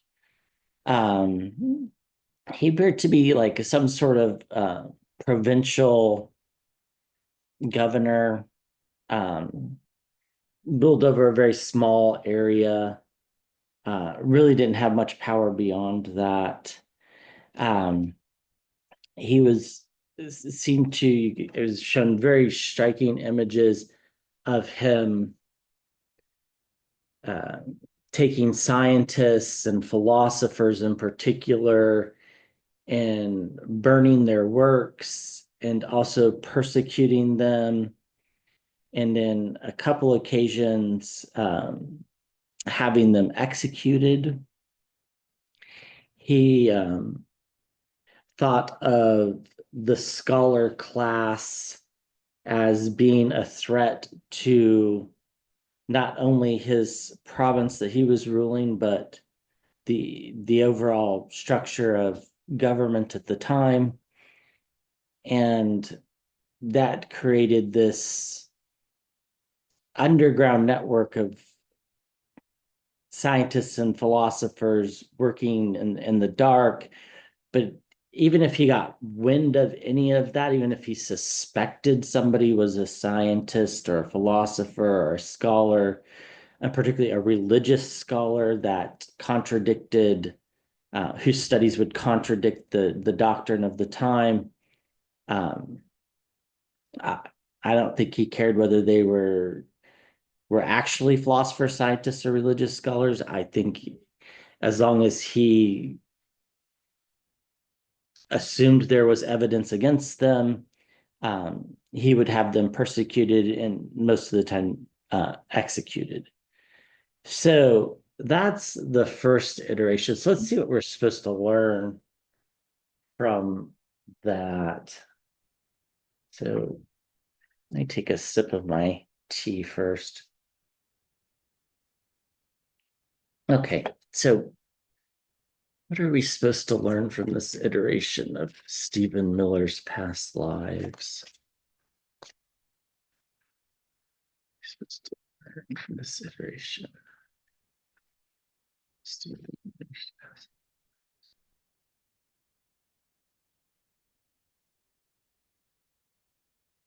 I mean, he's truly in this iteration a wannabe authoritarian. However, he was just a provincial governor, so he had a lot of people to answer to. So his power was very limited to a small geographic region. But I think this theme of authoritarianism is throughout the lives that I picked up, with a couple exceptions that we might talk about.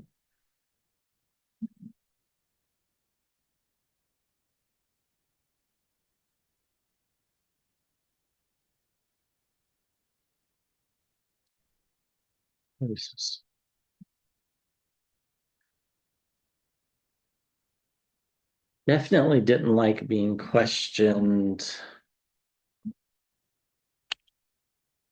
Basically thought, in some ways that his word should be the word of God. Um, I don't think he would have gone that far to say something like that, because that would have, of course, been heresy. We get the hanged man, and I think this just kind of refers to his being as it's in the state of paused and suspension of trying to learn this lesson of power and leadership and what it is and what it isn't, and how to use it for good and how to use it for bad, and how to come to terms with not being in power but having some power.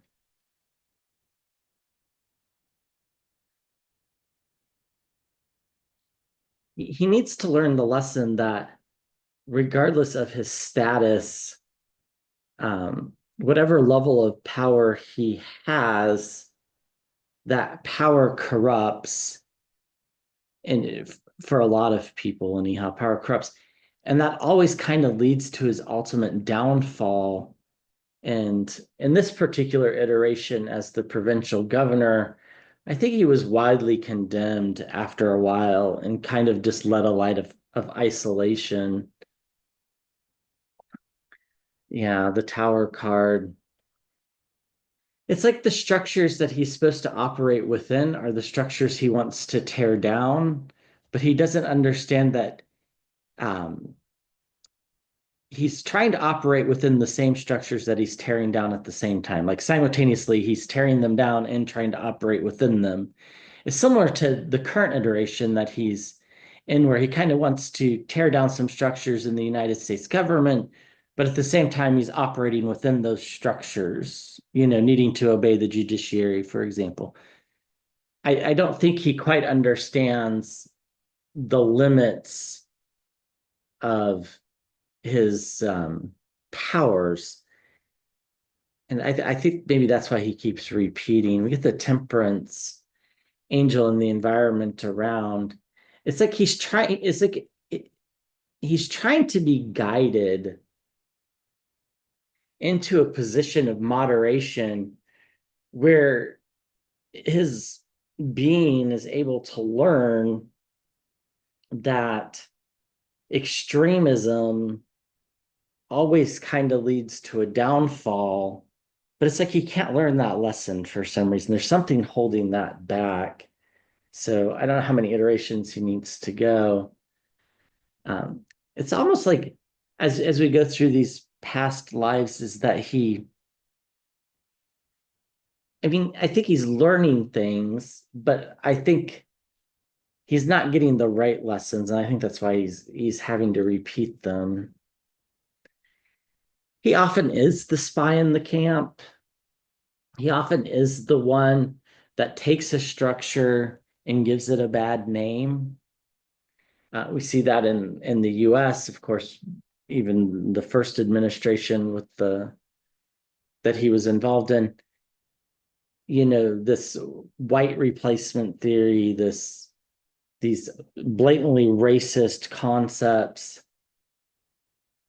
In many ways, he's not smart enough, or his being isn't smart enough yet, and perhaps never, to understand that he's the one that's preventing himself from succeeding, which is good and for the people around. But it's like the same idea of trying to operate it within the same structure that you're trying to tear down. It's like, okay, I'm going to put my office in this house, but I'm going to set fire to this house, but I'm going to still use this office. It's like it doesn't make any sense to a normal person. The Nine of Pentacles in the lower left, he seems to be given everything that he needs to learn the lessons, but he just chooses not to. The environment around, there's a lot of fighting, and we'll see that this is consistent through at least one more iteration. And then he's moving away from the truth. And we can see that when we read this.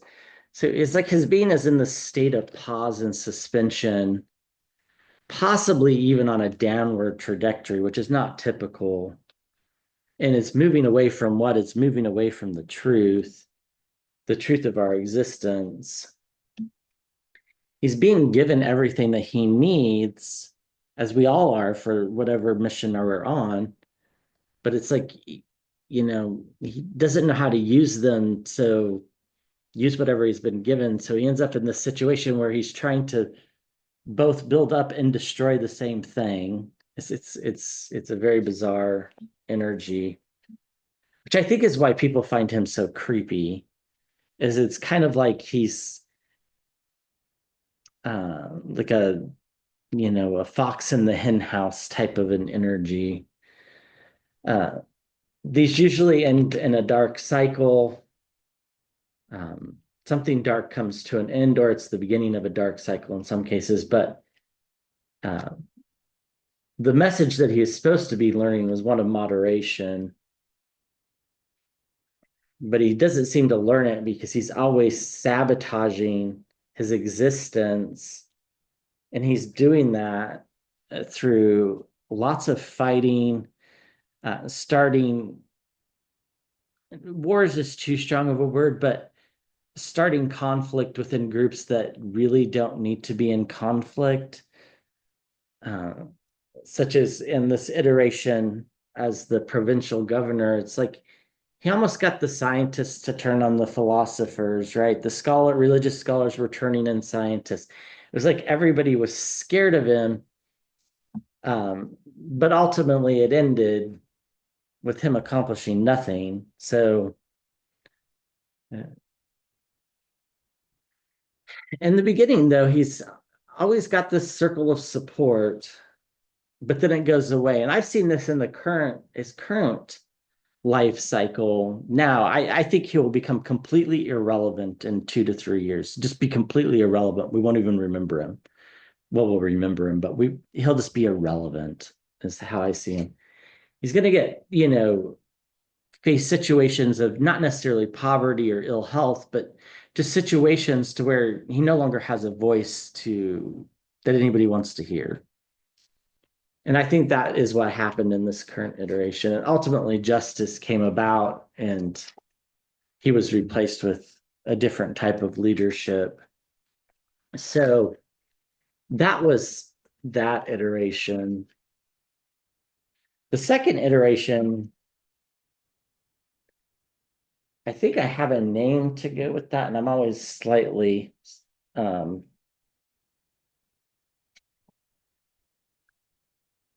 nervous to say names, uh, but for entertainment purposes only,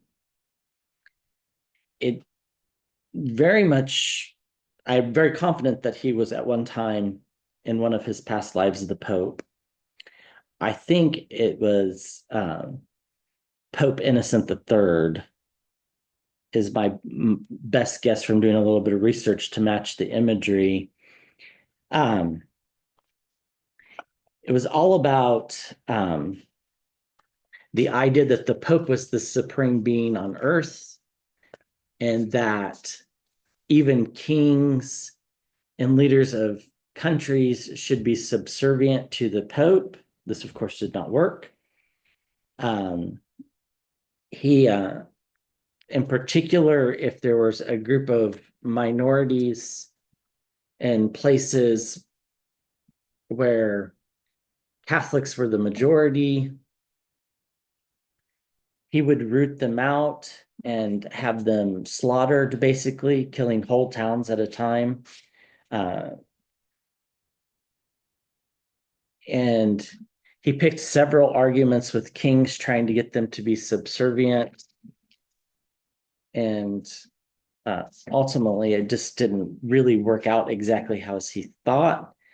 Uh, and then, he was very much in support of the idea of the Inquisition. Of course, this was way before the Inquisition. Well, not way before, but couple hundred years before the Inquisition. So what are we supposed to learn from this iteration about Stephen Miller and the way he goes about his life today? What are we supposed to learn? I mean, I really do think he thinks he is, you know, God, for the lack of a better terminology. He really thinks that his ideas are the correct ideas, and he's the only one that has the correct ideas. And he's willing to do some extreme things to get them to happen. But I don't think that in today's environment he's a big threat. Provided the timeline plays out the way I see it playing out, which is, the felon going away and Stephen Miller disappearing shortly afterwards. So yeah, death and rebirth, magician, dark powers, and messages. So what should we know about this iteration? So I'm pretty sure he was the Pope. and just mean. And like, although following doctrine really strictly, um, he also used doctrine to punish. So this was the beginning of, not the beginning, but this was really one of the last few popes where priests didn't need to be celibate. He strengthened the celibacy laws or the celibacy vows. And again, this was about control, nothing more than that.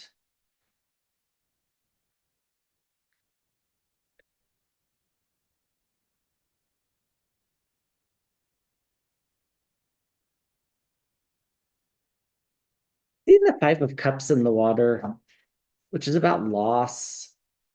I think maybe it's a lost opportunity to have learned a lesson.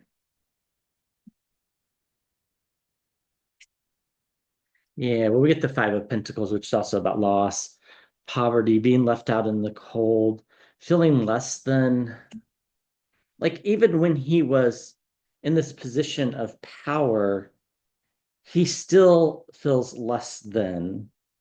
And today, for whatever reason, he feels inferior to everybody else. And that's why he comes out so, belligerent and loud and obnoxious and can't hold a normal tone of voice, is because he actually feels like he can't be heard. Yeah, the Queen of Pentacles and the environment around this is holding on to things of value and not wanting to let go. And I think what this is saying is that in these past lives, or at least in some of them, he didn't want to let go of the power. He wanted to come back with power again. Um, but of course, the world has changed, right? There's nobody in today's society that has as much power as the Pope did in, the 1000s, 1100s. It just isn't that way. You get the King of Wands. Yeah, he sees himself as like somebody who speaks eloquently and with the message that everybody should hear and understand and want to follow, which is complete opposite of reality. He doesn't live in reality. The Eight of Wands, all of these things are converging onto one thing. All the past lives are converging onto one thing. And I think the one thing that it's converging on is this real tough lesson to learn for anybody, not just for him. And that is that control is an illusion. Power and authority is an illusion. Yeah, we can control some things, but the universe has a way of taking away our powers of control, right? The universe has a way of taking away power from people and authority. Yeah, the greedy merchant. Um, more, more, more, more, more. He just wants more. And by more, he wants what? He wants more power.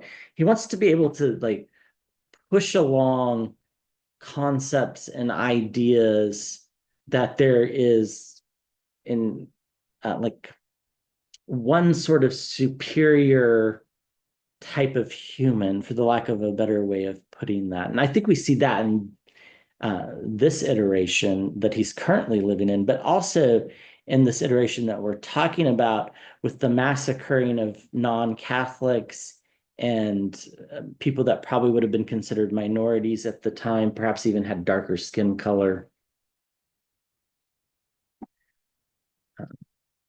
Logic is in the environment around, and so he's trying to use logical thinking and the power that he has logically, but he doesn't realize what he's using it for is to promote something that's illogical, which will never work, right? You can't promote the illogical with logical reasoning. Again, in firing new leadership, we got this underneath in the last reading. he eventually is replaced by somebody else, a new pope that kind of undoes a lot of the things he did. Um, Although it did lead to the Spanish Inquisition, so it's not all roses there. We get the sun card and the environment around. History's fully exposed this iteration of his life for what it is, and it's not one that is looked up to for sure. And we get messages about money or power in this case. So the lack of power or the lack of the like totalitarian power leads to wanting more, more, and more and trying to send out messages to get it. And it doesn't seem to work because he always seems to be replaced with something new. And this message that he's trying to convey, this message that he thinks is super passionate and super convincing and super eloquent, always seems to fall on deaf ears for at least, 65% of the world. And he doesn't understand why. He really doesn't get why he's not popular and why his beliefs aren't popular.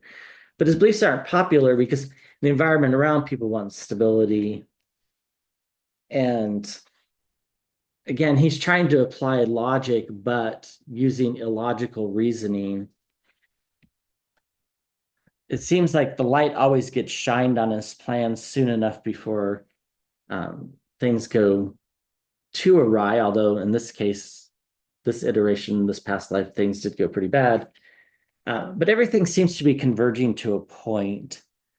And it almost feels like this iteration that he's currently in will be kind of the last of this sort of wanting power dynamic. I think he's going to learn, and that's why I think he'll become super isolated in 2 or 3 years. And he's going to learn the lesson that, power, will never be absolute.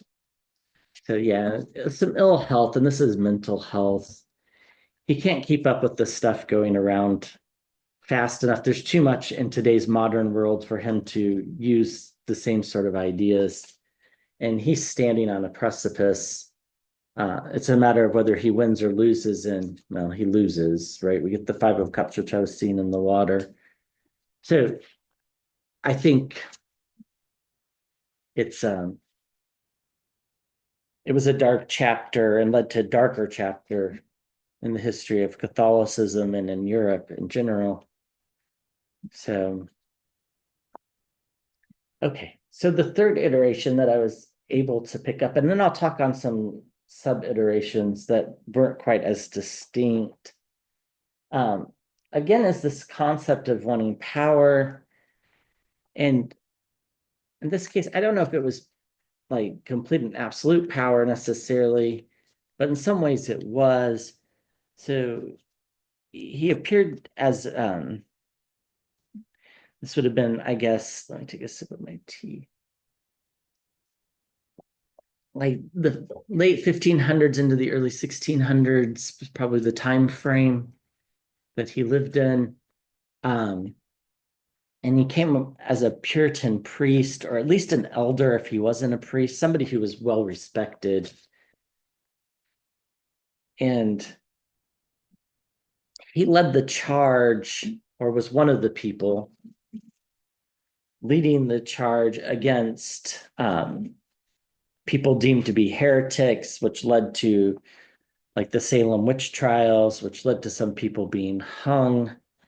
I don't know that he was how powerful he was, but I think his input was valued, and I think he thought he was more powerful than he was. I don't think he was like the main priest or anything. I just think he was an elder in the community and was quick to jump on this belief that he could use people's dreams to as fact in trials. This was a common theme. So, that hysteria around um, wanting to convict the heretics using what people dreamed other people were doing, was kind of the theme. Very much again, like this strong type of like, you need to follow my way. My way is the word of God. Only I speak the truth kind of energy. Very disturbing. Okay, what do we need to know about this iteration?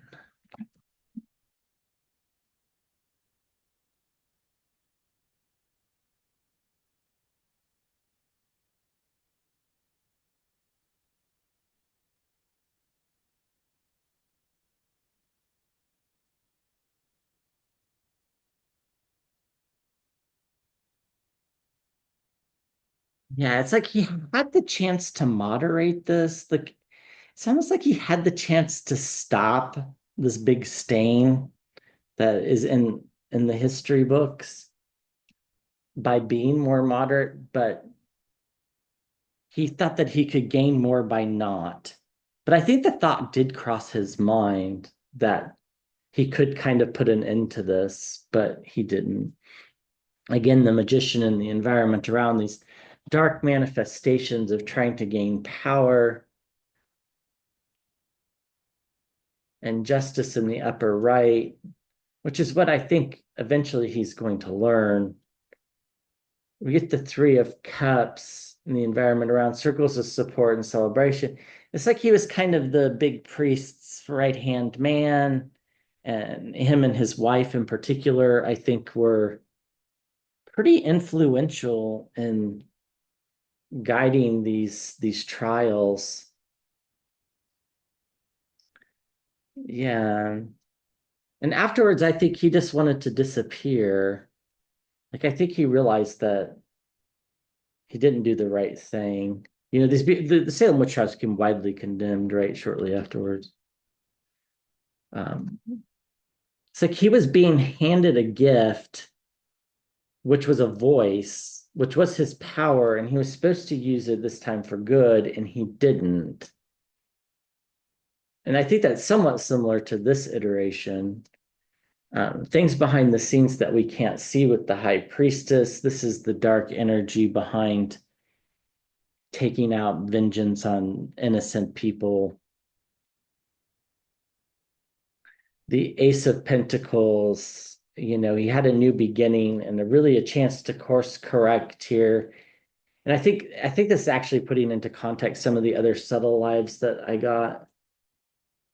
Um, and he had the ability to take the burdens for everybody and prevent this from happening, but he didn't. So it's like guilt through complicity. So again, he was supposed to take this power and learn how to use it for moderation, but instead he just took his power and walked away with it. And instead of holding the burdens for everybody, he just laid them down and spread them out. And that's why we ended up with so many people being hung. And there were dark forces behind the scenes that made him want to take his power and run. This could be the fear of actually also being persecuted. And this led to this perverse view of justice. Now, I do think he'll get justice in this lifetime. In the circle around, you know, like the priest, his wife, and him, with the circles of support. He was trying to manifest his power into something, but it just went wrong.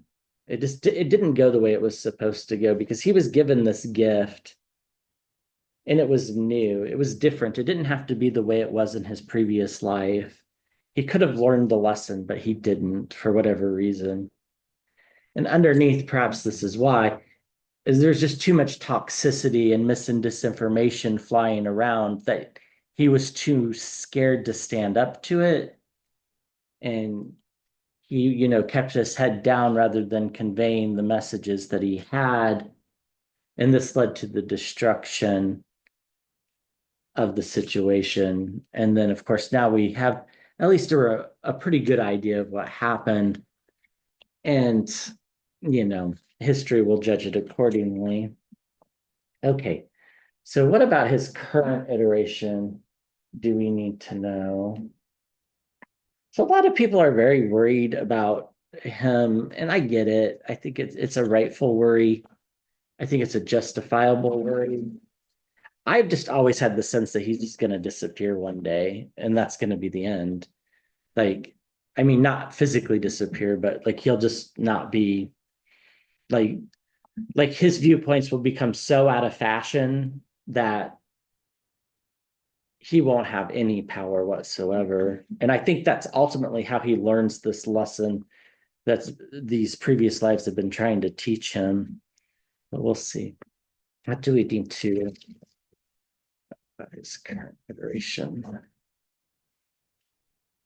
to know about his current iteration?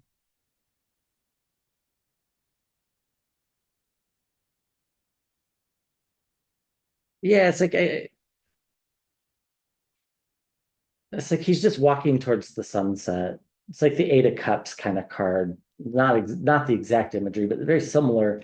They're just walking away.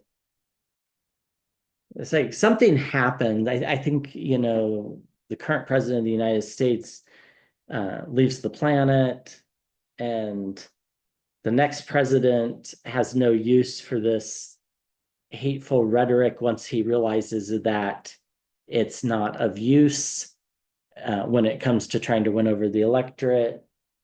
And I think that's what we're going to see. Yeah. So he feels rather confined.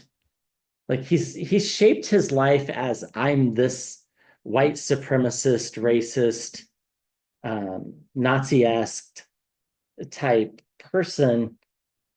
And so he feels trapped in that and he doesn't know how to get out. Now, here's the other kind of past lives that I picked up were ones where he was victims of persecution. So I don't know if that's why he keeps going back and forth or not. Um, there's guardrails in his way, keeping him from doing what he wants to do. And here's the Eight of Cups. Yeah, this is what I was seeing. He walks away. He's just gonna walk away at the end. He's just gonna walk, in this course it's towards the moonlight, but that's the idea, walking towards the sunset, and it's like we almost don't hear from him again. Like in 20 years, I don't think we'll be hearing from him. The Five of Pentacles in the environment around, he's losing his power. His power's not growing, it's an illusion. Just like the president of the United States, the current one, his power's not growing, it's diminishing day by day. It's getting less and less. The Queen of Cups is at the center, and this is the place where we're heading, which is a place of more compassion, more empathy, um, for stories, partnerships in the environment around.